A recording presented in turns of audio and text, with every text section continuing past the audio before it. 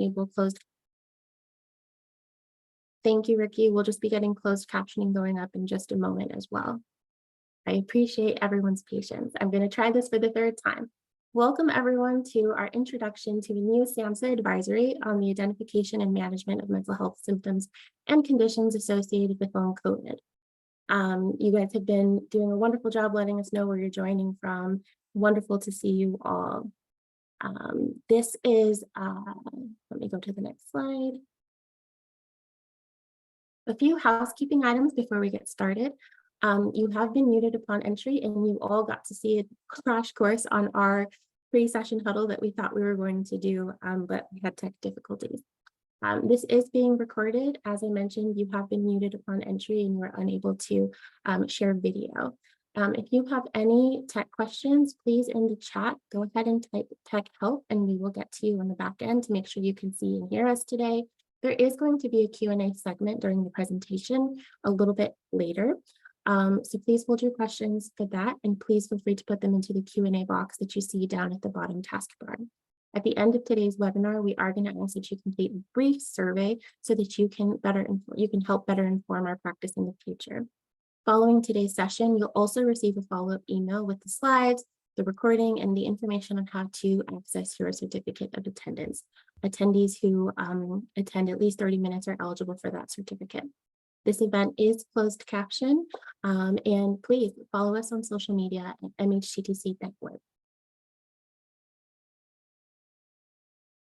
A quick disclaimer that we are providing this webinar through funding from SAMHSA, and the opinions expressed here are the views of those individual speakers and not representatives of SAMHSA.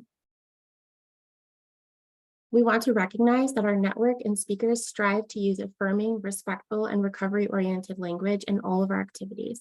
These are our values that are essential to our mission. Before we get into today's main topic, I just want to take a moment to share a little bit of information about the MHTTC network. We are a network of 13 centers that provide free resources, training, and technical assistance on mental health promotion, treatment, and recovery. Our main goal is to accelerate the adoption and implementation of mental health-related, evidence-based, and promising practices across the nation. 10 of our centers are regionally based, 2 are national population-focused centers, with 1 specializing in Hispanic and Latino populations and the other in American Indian and Alaska Native populations. And then there's the coordinating office where I come from today. I invite you to take a look at this map, see which center serves your state or region, and engage with us on our website. Now to today's main topic, I welcome Molly Sanborn. Molly Sanborn is a public health analyst within the National Mental Health and Substance Use Policy Laboratory at the Substance Abuse and Mental Health Services Administration, also known as SAMHSA. In addition to the coordination of policy review, she has a focus on LGBTQ+ behavioral health issues, as well as long COVID. Prior to joining SAMHSA, she has worked as a fellow at both the CDC, ASP, and ASPE, where she has had a focus on the COVID-19 response and research activities. Molly, without further ado, I'm going to turn it to you to take it away. Thank you, Felicia. And at any point, if you're having trouble hearing me, please let me know. Thanks, Felicia, for leading us through some technical difficulties at the start of this. And welcome, everyone. I'm pleased to serve as the moderator for this webinar about a very important new advisory from SAMHSA from our Evidence-Based Resource Center. And this advisory is on the identification and management of mental health effects associated with long COVID. This advisory was developed under the leadership of SAMHSA's National Mental Health and Substance Use Policy Laboratory in collaboration with our other centers, the Centers for Mental Health Services, Substance Abuse Prevention, and Substance Abuse Treatment. So during the next hour, we're going to learn about the mental health effects of long COVID, and we'll also hear from members of the scientific community who provided guidance throughout this advisory development process, as well as a patient advocate who has lived experience with long COVID. But before we get started on that, I would love to introduce Rear Admiral and Assistant Surgeon General in the U.S. Public Health Service, Dr. Michael Iadimarco, to introduce our topic and to just say a few words. Rear Admiral Iadimarco serves, as I mentioned, Rear Admiral and Assistant Surgeon General in the U.S. Public Health Service. And in February of 2022, He joined the Office of the Assistant Secretary of Health as the Deputy Assistant Secretary for Science and Medicine. His first major effort is leading OASH's coordination for long COVID across the government. Previously, he was director of CDC's Center for Surveillance, Epidemiology, and Laboratory Services, focusing on workforce development and laboratory and data systems. A major part of his career has centered on tuberculosis, surveillance, laboratory science, guidelines development, and global health, including two-year tours as health attaché to the U.S. mission in Vietnam. Rear Admiral DeMarco obtained his undergraduate degrees from Franklin and Marshall College in mathematics and chemistry, a medical degree from the University of Virginia, and a master's degree in public health from St. Louis University. He's trained clinically and in research at Temple University Hospital in internal medicine and at Barnes Jewish Hospital in pulmonary medicine. And prior to joining the CDC, he was a physician scientist research faculty member of Washington University in St. Louis. He has also served as an attending physician at the Atlanta Veterans Administration Medical Center Medical Intensive Care Unit for 18 years, and is affiliated as an adjunct faculty member of Emory University in the School of Medicine and Rollins School of Public Health. I'll turn it over to you, Rear Admiral DeMarco. Thank you very much, Molly. I'm exhausted after listening to that. And so it's really a pleasure to be here this afternoon and make this introduction. All aspects of our society have invested, in my view, tremendous effort in the response to COVID-19, and we all want to move on. To help us do that today, Americans have the tools they need to protect themselves.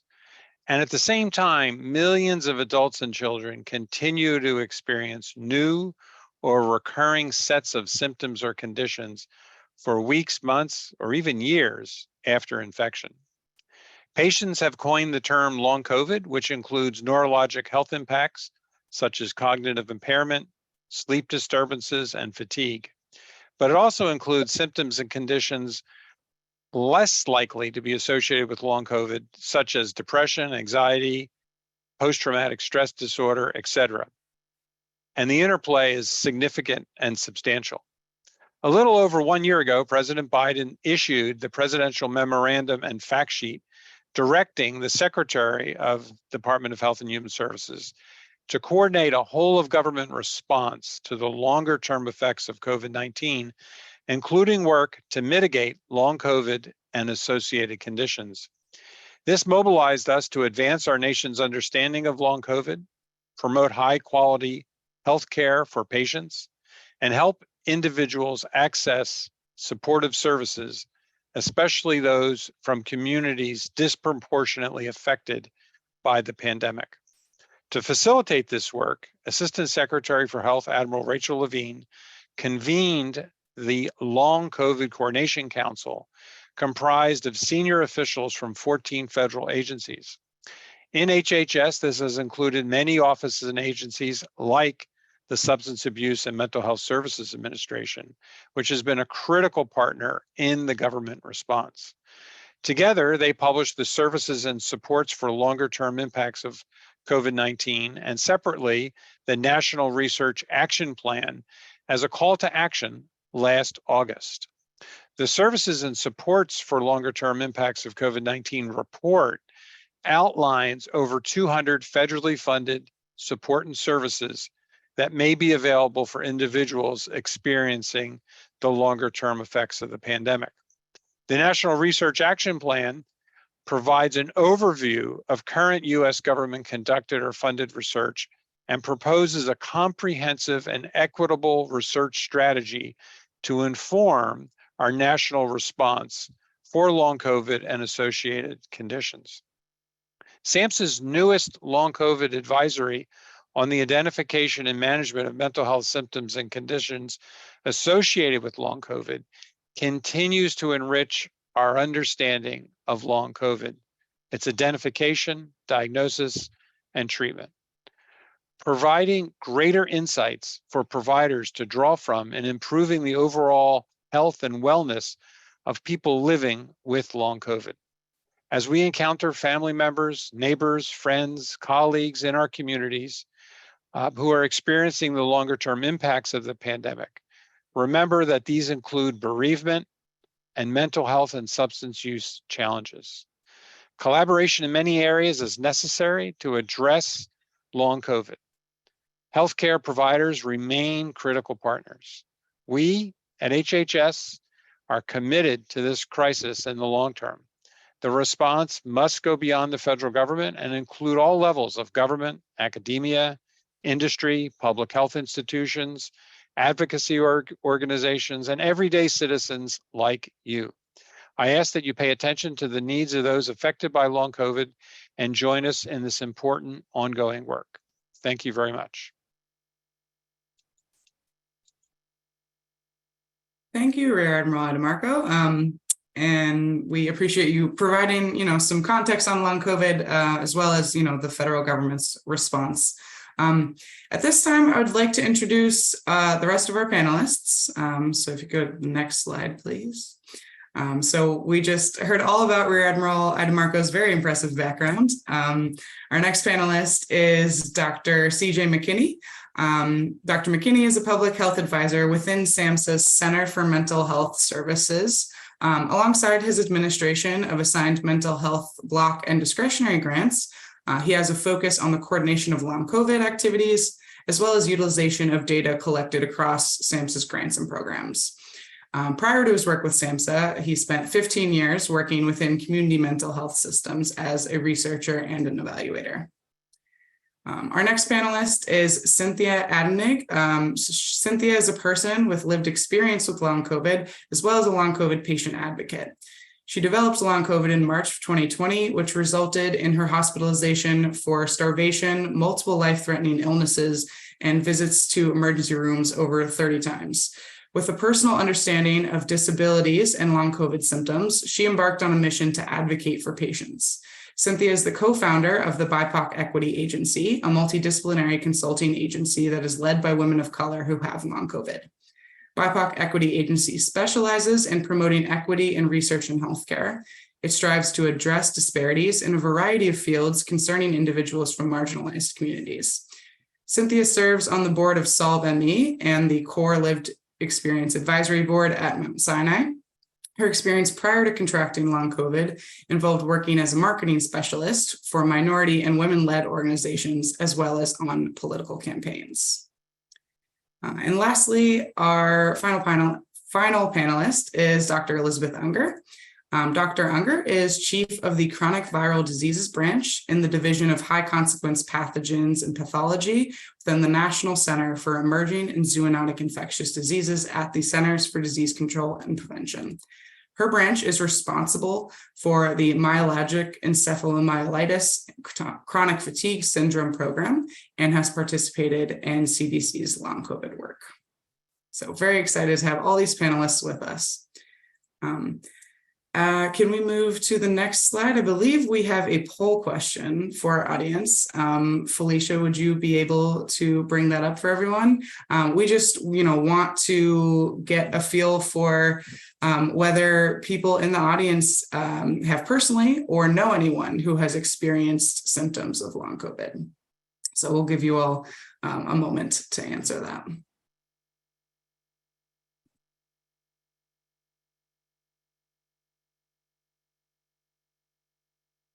Yes, Molly, I'm seeing a lot of responses coming through. So you just give me the cue when you want me to share those results. All right, we'll give people a few more seconds. All right, let's bring our results up.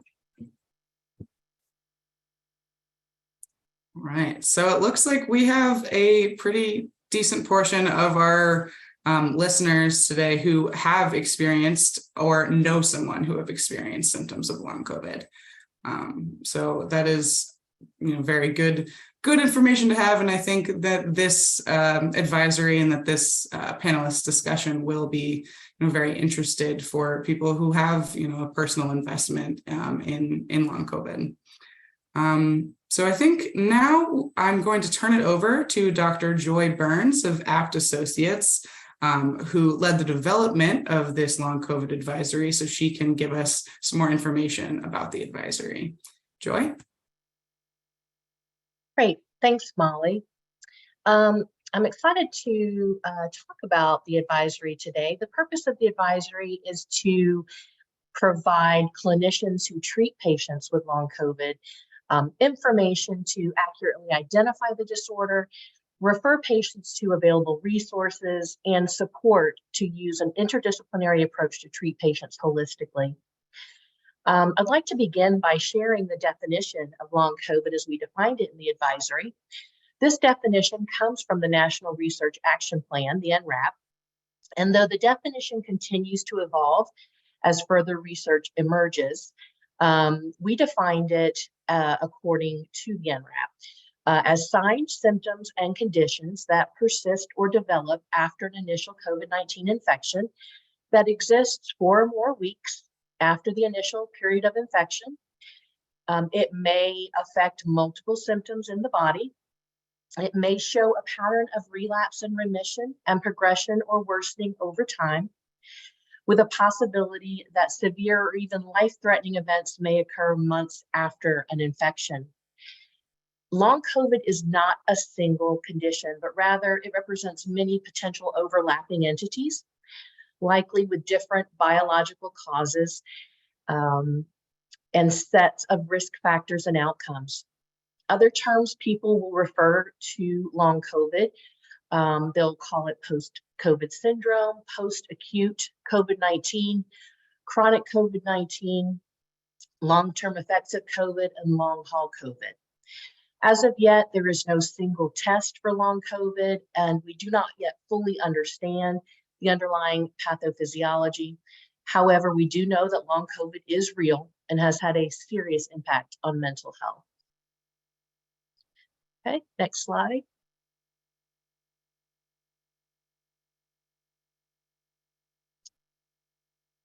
Okay.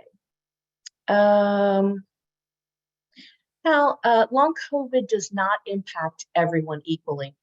Rates of mental health conditions in long COVID are higher among those with more severe COVID-19, those who have been hospitalized, and those who had pre-existing comorbid mental health concerns prior to having a SARS-CoV-2 infection.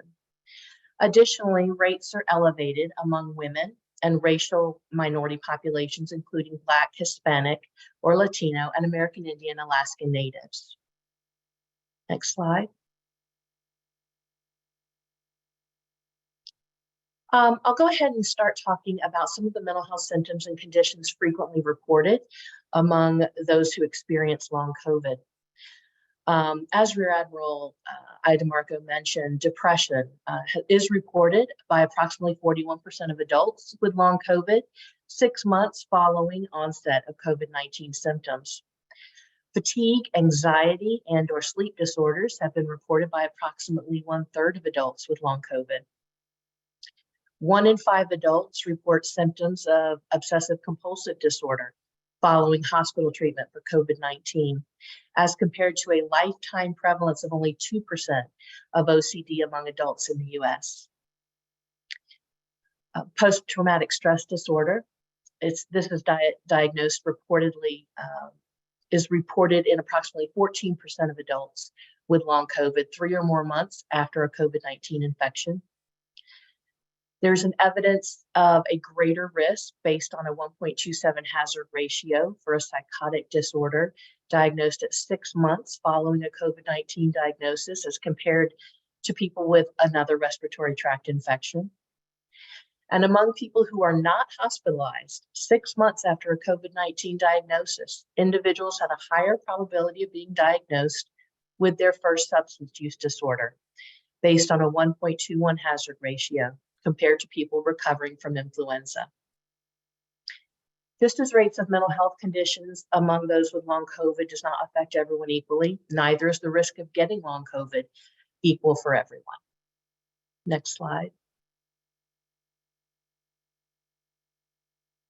The pandemic exacerbated existing inequities in chronic disease risk and access to healthcare, disproportionately impacting racial and ethnic minority populations, specifically Hispanic, Latino populations, and American Indian Alaskan Natives in the United States, who have 1.5 to 1.6 times the rate of reported COVID-19 compared to white individuals.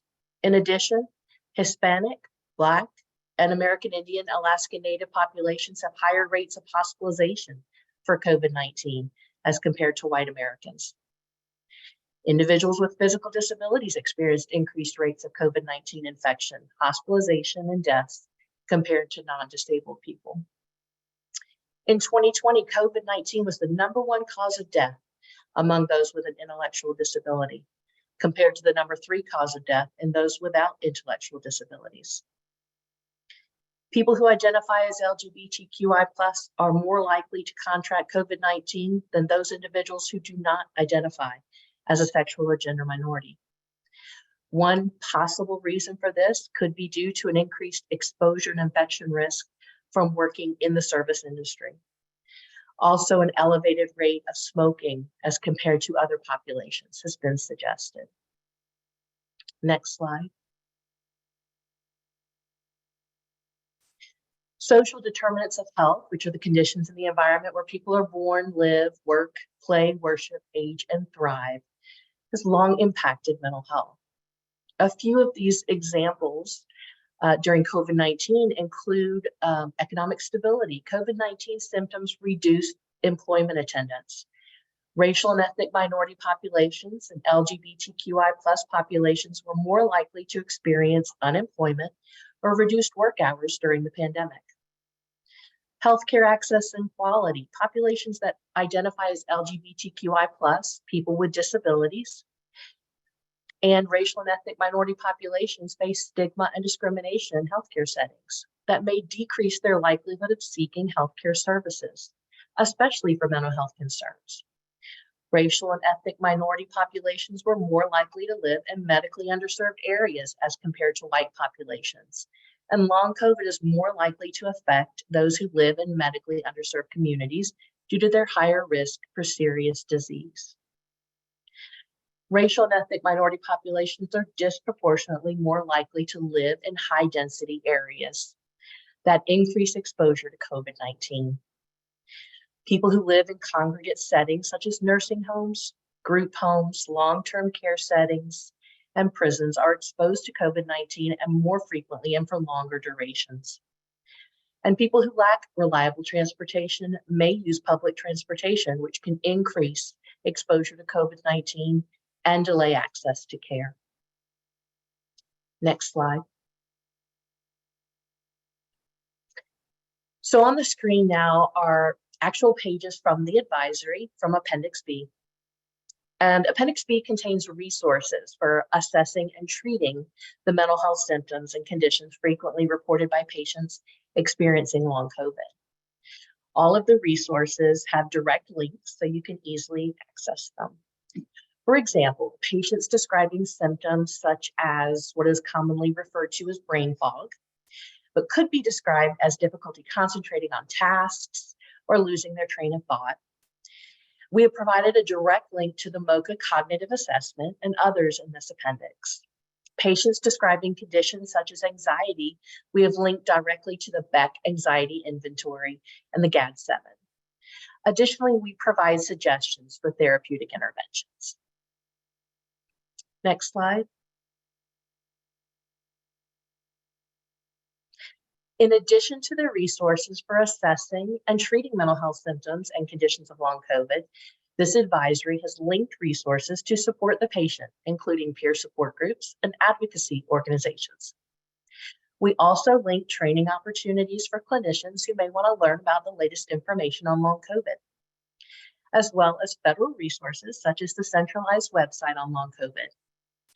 And finally, we link information about using a trauma-informed approach when treating long COVID patients, and a link to the American Academy of Physician Medicine and Rehabilitation, or AAPM&R. So we encourage you to consult the advisory for very useful resources. At this time, I will turn it back over to Molly.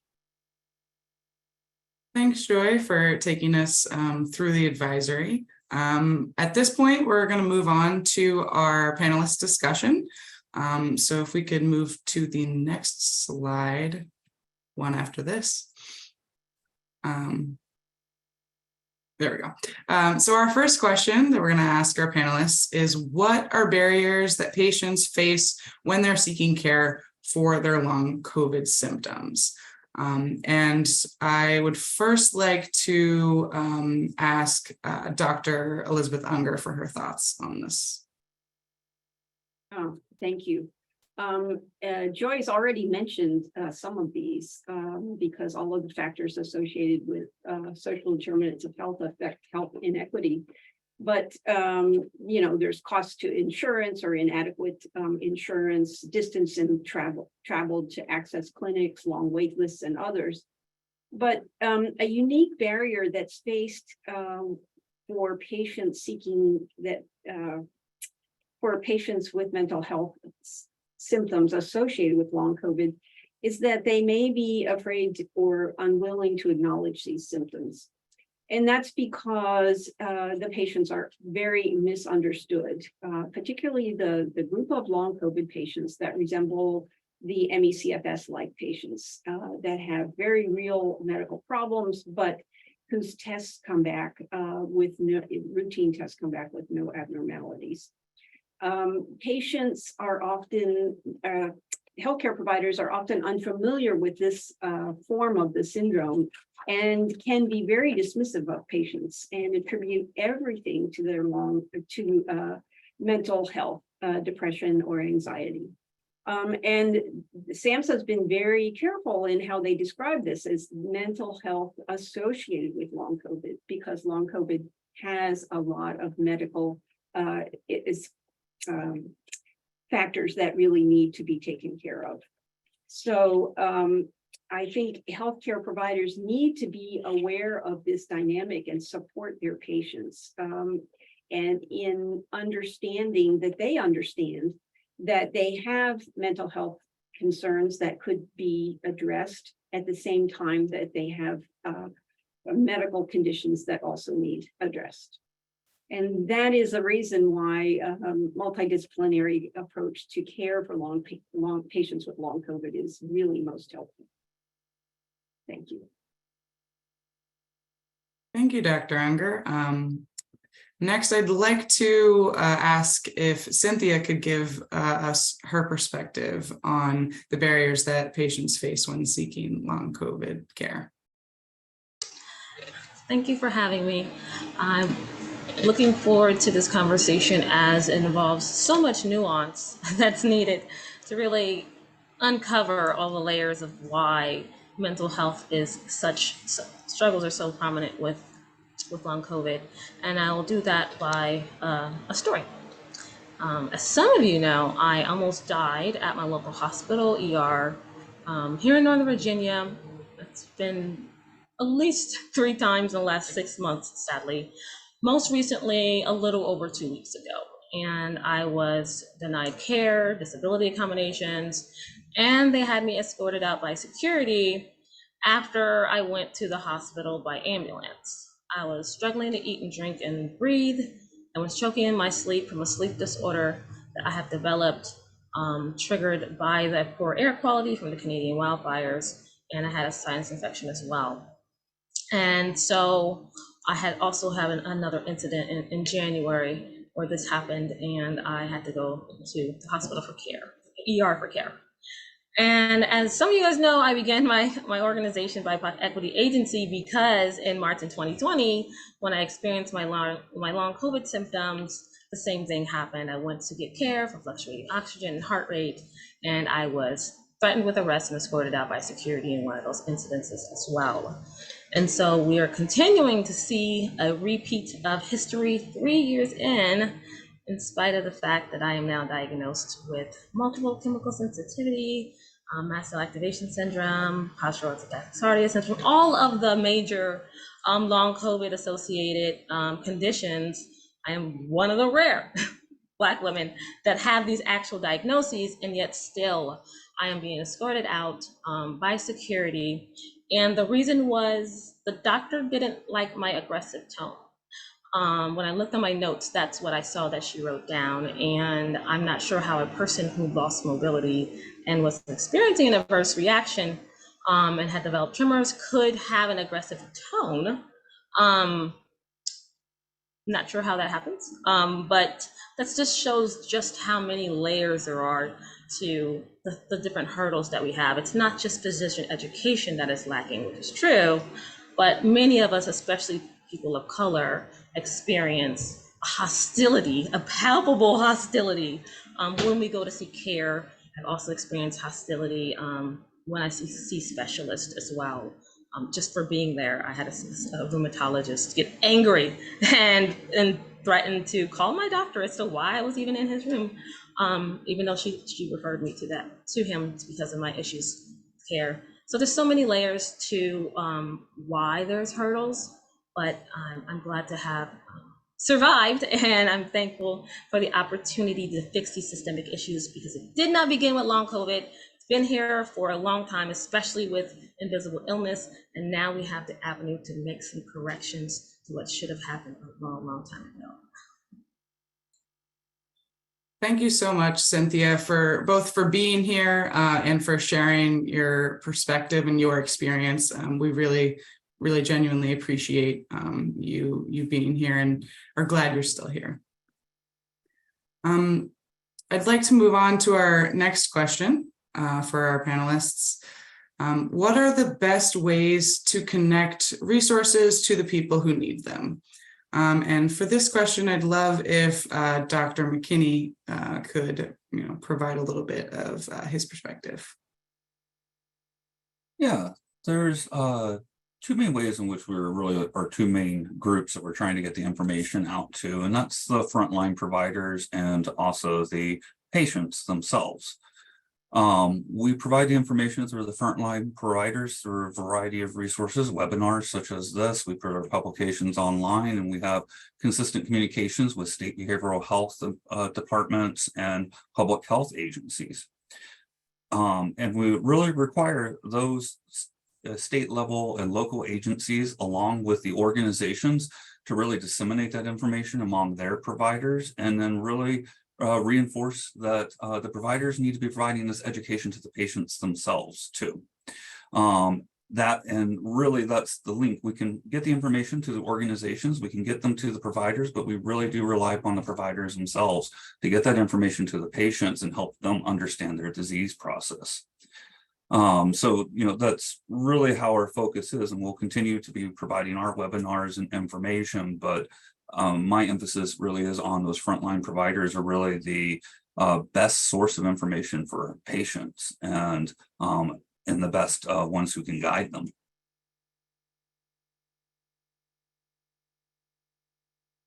Thank you, Dr. McKinney. Appreciate you providing that information.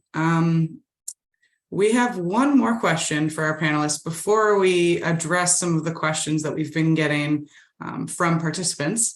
So our final question is, what role have people with lived experience with long COVID played in the government response, and what role will they play moving forward?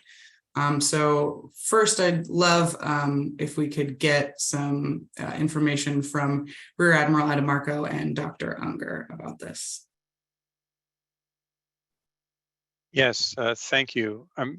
My view is that it's been extensive, but it's never enough, and it's definitely hard. And there was from a federal government perspective, there was a executive order about health equity and COVID, which included a diverse group of expert and community members and organizations. And way back in the end of October of 2021, they produced a report of which I didn't count it up exactly, but it's like 50 out of 200 recommendations have to do with long COVID, 11 major ones. You talked about those two reports. We did those, I did too. I talked about it also. The two reports were delivered in 120 days based on a presidential memo, which is like a long executive order. And that didn't give us much time to consult and work with the community, but we did a very robust job of informally, with snowballing techniques of moving from group to group to group, getting sufficient input. And we heard some things loud and clear, like long COVID is real. Use the name long COVID. Language is important. It's not just long COVID, it's long COVID and associated conditions. And so there were a number of things at that earliest time, even with the informal approach, that we've heard from. Something people don't know too much about is there's actually some parallel things going on in the government. For example, the 3 years of the tick-borne disease work group was sunsetted in December. There was a whole bunch of relevant recommendations there that then fed into the Tick-Hagen Act directed vector-borne national disease strategy, which is delivering a report in December. So that's just one example, maybe a little too technical, of other threads of things, other things happening around long COVID that we've tried to pull in. There's formal scientific and approaches. So Dr. Burns mentioned the terms and definitions and turning to the NRAP. For the last year, we've employed the National Academy of Medicine, which is looking specifically at terms and definitions. They've had series of meetings. They have broad stakeholders that includes patients, providers, professional societies, organizations, et cetera, all providing inputs into that process. And their final report is probably going to be due at the end of this calendar year. So I could go on and just return to my original point that it's critically important. To my view, it's been robust, but it's really hard and never enough. And I have to completely agree with Dr. Eddie Marco, everything he said. And just add from CDC's, from my experience working at CDC, both with the ME/CFS community and with the long COVID community, you have to talk to the patients to understand what's going on. And in particular, in the long COVID situation, we benefited by, again, informal conversations with the patients to make improvements in our website and be sure that we highlighted factors that were important to patients and use language that was appropriate and that they would recognize. They also pointed us to new things to be aware of or to look for that they would identify anecdotally in their communities, that we could, determine whether there was evidence to support what they were observing anecdotally. So all of those factors are really very, very vital in working with patient community. Thanks. Thank you both for providing that perspective from the federal government side. I would love if we could have maybe a short answer from Cynthia as well, to see what she can share about the role that people with lived experience with long COVID have played so far, and the value that has had. So while I absolutely experienced PTSD from reliving that same experience over again, almost exactly 3 years later, what I can say is the work that we've done in advocacy has really shifted the outcome. So while I had that experience, it's what happened later that was totally different. Senator Kane's team has been phenomenal at pointing me to the resources to file formalized complaints, something I didn't know to do or how to do in 2020. I've also had a fantastic outpouring of help from the advocacy groups to go and petition to the hospital and on my behalf for better care. And then also this has initiated a new vigor at Mount Sinai to create, for the first time, really create a standardized response to chronic illness and an expedition of care to chronic illness in the ERs, something we know has been a systemic problem for 30 years. And not just only will we be sending those that new process out to hospitals to adopt nationwide. We'll also be sending these out to different federal government agencies, just so they can have a better understanding of the needs, not just for those with long COVID, but with other chronic illness, to finally put an end to this huge gap, or at least shorten the gap that we know is so consistent nationwide in lack of care, and not just natural hair, but actual harm that does the ER has been known for a long time. So this is really, while it was terrible, horrible, horrendous, the outcome is potentially going to shift what the status quo was in a major tangible way, and for that I am thankful, and I actually have really hope for the future, and not just for me, but patients across the nation, because this is a long time coming. Thank you so much, Cynthia. And I do think a big reason why there is hope for the future is the work that people like you who have had this lived experience have done, and being such a good advocate for people who have experienced this. So do feel a lot of optimism that we can, move forward and make things better for people who are living with long COVID. So we have received a good number of questions in the Q&A box from participants. I'm going to go through some of them to let our panelists answer them. But as an FYI to everyone, though all of these questions are very important and we'd love to answer all of them, we likely will not have time to get to all of them. So if you have typed a question into the Q&A that we do not get to, we will provide email addresses in the chat that you can follow up with if you would like your question to be directed to one of the panelists for an answer, and we will get back to you on that. So I just want to make sure everyone has the opportunity to really send us your questions if we don't get a chance to discuss them.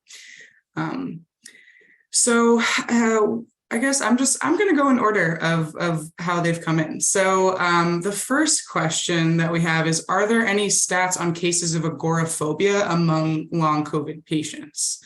I know personally, I have seen research on agoraphobia as a result of the pandemic, but I haven't seen any research on long COVID. So I see that Rear Admiral Adam Marco is typing an answer. Maybe if you want to come off mute and address that. I just threw it in the chat. I think the answer is yes. I think the percentage would be hard to define, although it's probably going to be in a lower percentage of all long COVID patients.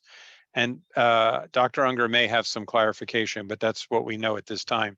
There's over 200 symptoms that are associated with long COVID. And so we have to continue to categorize them and lump them into different conditions as we learn more. But I think the short answer is yes. All right, thank you. Another question that I think is a very important one and will be very useful for people listening in. Is there a directory for long COVID clinics across the country?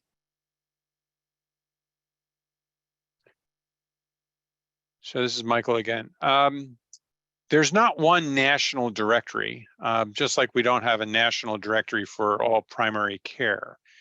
There are different places to look. So some of the non-government associations or non-governmental organizations have put together some lists that are regional. Another approach is if you look at some of the different studies, like the Recover Initiative by NIH or the Inspire Initiative by CDC, there are a list of participants in those studies, and often they're associated with long COVID. There's two different approaches in big buckets. That is, people have come along in the healthcare institution and said, okay, we'll set up a long COVID clinic. It needs to be multidisciplinary. Other approaches have said, well, we already have a clinic on chronic fatigue syndrome. Let's broaden that. And so they're the two big buckets to think about that. We've also heard that one of the most important things in these clinics from an advocacy standpoint is case management. Whenever you have a complex illness where it's not as well defined as we need it to be from a medical standpoint, or even a social, cultural, medical navigation standpoint, you need to be able to navigate the health system. And I could talk for an hour about how hard that can be, and that's part of the issues with our healthcare system that different parties, including the federal government, are working on reforms over a long time, and that's not easy to do. But case management, I think, is a critical function in a set of conditions like long COVID. So as you look for care, look for that case management function. A number of places have started long COVID clinics, and because of resources, have either had to curtail them or stop them. That's just a reality. In the federal government, we have thought about how to categorize and count long COVID clinics and to better support them. But again, because of resources, we haven't been able to do that yet. Over, I'm done. Thank you very much for that answer. Cynthia, did you want to add on to that? Yeah, I may or may not have went down a rabbit hole and created one of the most comprehensive lists of post-COVID clinics with my work with C19 LAP, which I can have that published for you guys if you really need it. One of the things that we ran into was an issue with vetting and an issue with quality of care. And so as we were collecting and gathering this information, we really were struggling with that, because we were finding that a lot of places were just popping up and saying that they're post-COVID clear. In fact, that very same hospital that I was saying about with the ER, they have 5 different post-COVID rehabilitation campuses, including at the ER that I went to. So that does not mean that you're going to necessarily get good comprehensive care. We've created for patients early on in the pandemic a list of doctors all across the nation that other patients had interacted with and had a positive experience. That seems to be the best way to really get yourself to someone that could care for you in a way that doesn't harm you or isn't sketchy. I definitely say the support groups online are in word of mouth of just asking, especially like the local or the state ones, are fantastic for digging through the weeds and finding a good provider that knows what they're, at least have some sort of experience or just zest to learn to try to treat you. And that's really what we found to be the best way forward. I think that zest to learn is a very good way to put it. We are, as COVID is still a relatively new problem, we are all still learning, but that zest to keep learning and to learn all we can about, these conditions is really important as we move forward. So another question that I think will be very helpful to address is, are patients experiencing long COVID able to apply for and receive Social Security disability income?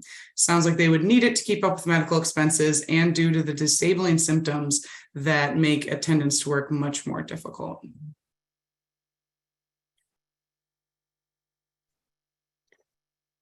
So I can start. We've been in direct communication with the Social Security Administration from the beginning.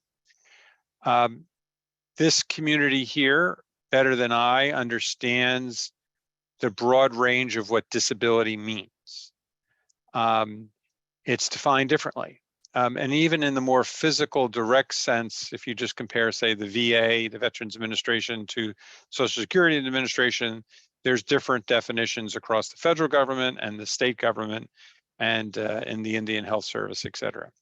But in the broader sense, disability as a medical term is also very broad. If you wear eyeglasses, is that disability? Some people would say yes. And then, of course, there's the mental health and substance use challenge issue or behavioral health issues that make this all very complex. At one end of the spectrum, maybe best voiced by ACL, the Administration for Community Living, there's a focus on civil rights and people's rights to accommodation in the workplace and other public things, let's say. And then at the other extreme, there's the Social Security Administration, where it's more of a narrow approach to, is the disability sufficient enough from an employment and unemployment standpoint? And don't take any of those words from any kind of legalistic sense, because there are strict requirements and processes for how that goes into effect. So we've been talking to the Social Security Administration all along. They've recently released a fact sheet for providers for how, and I can't, maybe someone can pop that up in the chat quickly. I don't have that at the tips of my fingertips. That helps sort of define it. You don't have to have a diagnosis of COVID, for example, or even long COVID. It's based on other approaches that predate the pandemic, that are based on medically documenting signs and conditions that are now being associated with long COVID. So that's not a very precise answer, but we're talking to them. Disabilities complex. They just issued a fact sheet.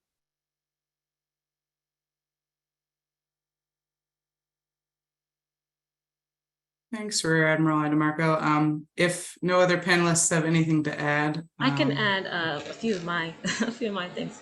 Thankfully, along the way, I was able to connect with MECFS advocates, and they really helped me step by step know to file early, and that it was going to be a long process, and that there's a high chance of getting denied, and all these different options available to us. As he was saying, the other orgs that existed and illnesses that existed pre-long COVID have already been down this path. They're very well-oiled machine. Organizations like SALME, ME Action, Autonomy International, those post-COVID conditions organizations, advocacy orgs, have toolkits on their websites that can help you. And it's also kind of built into the culture of these spaces for us patients to just do the heavy lifting, those who are now in a better space, to one-on-one help patients get through that, especially those that lack like family support. It's one of the things that I do for patients as well. So there's getting into a support group of your illness or of your suspected post-COVID conditions is such a fantastic resource for a wide set of things, not just emotional support, but practical things like filing for SSI. If I could just add to what Cynthia said, the MECFS community has been a resource for patients with long COVID because they face this many of the same difficulties.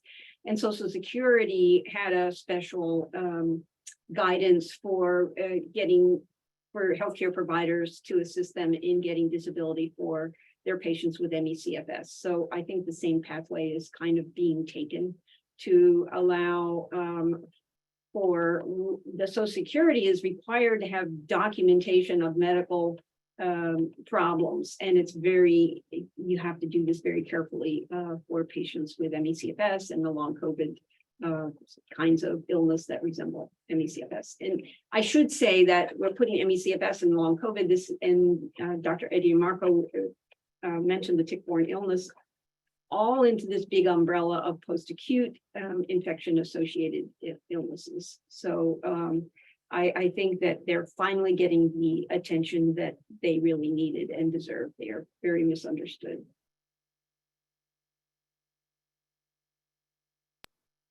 Thank you all for going through all of that. I think we probably have time for one more question, but as I mentioned at the beginning, if your question has not been answered and you would like to follow up and be directed to the panelists and have us get back to you, we'll provide an email address so that you can do that. But one question we saw multiple iterations of is in relation to how long COVID is affecting adolescents. And so we do touch on this a little bit in the advisory, but I was wondering maybe Joy, maybe you can also join in. I know technically you're not a panelist, but can touch on this particular area. I will say that children and adolescents definitely do get long COVID. The symptoms are similar. They don't necessarily present the same, but the research is limited. Is definitely in need of more research. The advisory focuses on adults. However, we do mention that children absolutely get long COVID. They do suffer from it. They're in need of treatment, just as adults are. It is very real for kids. We do see some of the same symptoms with the fatigue, the brain fog, difficulty paying attention, those sorts of mental health symptoms as well, depression, anxiety. So we don't want to discount the experience of long COVID in children. But at the time of writing the advisory, we did not have the data necessary to publish, but it is coming in. So that might be the next publication out. Thank you, Joy. Cynthia, would you like to touch on this as well? Yeah, so my son definitely has long COVID. He had light signs of long COVID in the first wave for a couple of months when he was 4. And then there was like a period of what felt like remission until reinfection. And then again, after a flare from ME/CFS, what I know now is an ME/CFS flare triggered by the heat last summer. And then again, another flare from the wildfires. So kids definitely can get long COVID and other post-COVID, post-viral symptoms. He's showing symptoms of having PANS as well, which really is one of the few pediatric post-viral syndromes that really captures that emotional volatility and like the neuroinflammation that shifts a child's behavior. It's very difficult to spot. I also recently found out that my nephew is experiencing long COVID for the past year as well. So we know with some illnesses that are hereditary, like ABS, that increases your chances of, we're seeing in the science now, increases your chances of developing long COVID. It's something that we need to discuss more, and it's definitely something I'm going to be doing more as an advocate. You'll be seeing my cute little son talk about things on the science side of things in advocacy to try to bring more awareness to this and help parents and teachers desperately need to be better educated in recognizing the signs of long COVID so these kids can get the help that they need, especially kids of color, so that they are not improperly punished or harmed or displaying some of these symptoms. So. Thank you so much for sharing that perspective as well. This has been, I don't know about you all, but I've thoroughly enjoyed our discussion today on this very important topic. If we go to the next slide, we just have some more information about the advisory. As I believe Felicia just put into the chat, it is available on the SAMHSA store website. If you would, as I mentioned, if you have any follow-up questions or you would like any more information related to this advisory, you can send an email to ebprc@samhsa.hhs.gov. My email address is not on this slide, but I will also put it in the chat again, and you can email me as well for any additional information and questions. So with that, I think I will pass it back over to Felicia to close things out. Thank you, Molly. Thank you, everyone, for such a wonderful presentation. I know that I'm leaving here with so much more knowledge than I came in here with, even though being close to this presentation. So I did put the links to the page that will have the recording and session slides after we have a chance to upload it there. So please do see that. Otherwise, I just want to take a quick moment to ask that you please complete a survey for us here at the MHTTC network. in order to keep offering presentations such as these for free, this is what we need to have some feedback for. So we really appreciate you all. Please take a moment to fill that out before you head out. Otherwise, we're at the top of the hour. Within a week, you'll be receiving that follow-up email with all of the materials, the recording and the slides, as well as you can follow that link that I posted previously in the chat. On behalf of everybody here at the MHTTC Network, Act Associates, and SAMHSA, I really just want to extend a thank you for everybody being in this space, sharing and learning and growing together. I hope you will have a wonderful day. Thank you for bearing with the tech difficulties at the beginning. We really appreciate you all and everyone that made this presentation possible. Thank you.